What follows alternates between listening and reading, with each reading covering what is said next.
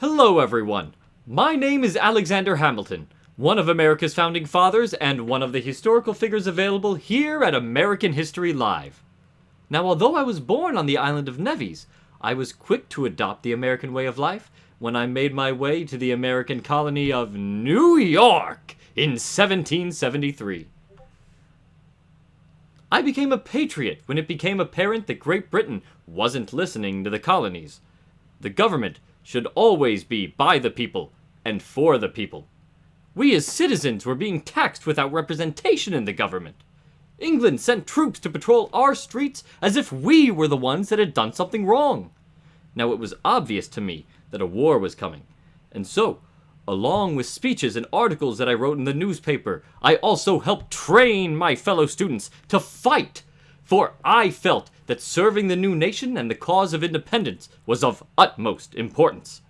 I was even named a captain of the army, and I am proud to say that I participated in the surprise attack at Trenton against the Hessians on December 25th, 1776, and it was of course a huge success. Soon, even General George Washington asked me to be his assistant at the age of just 22, and this is how I spent most of my time during the war.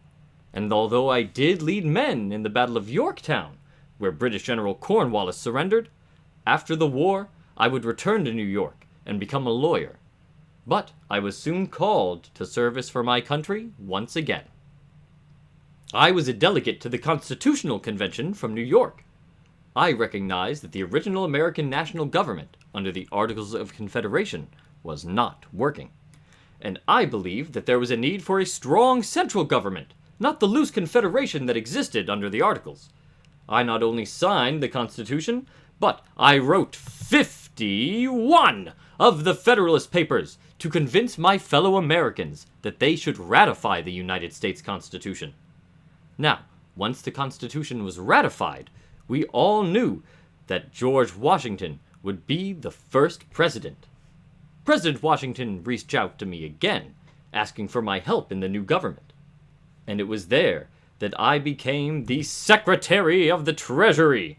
Now, the main function of the Secretary of Treasury is to pay the nation's bills, print money, and collect taxes.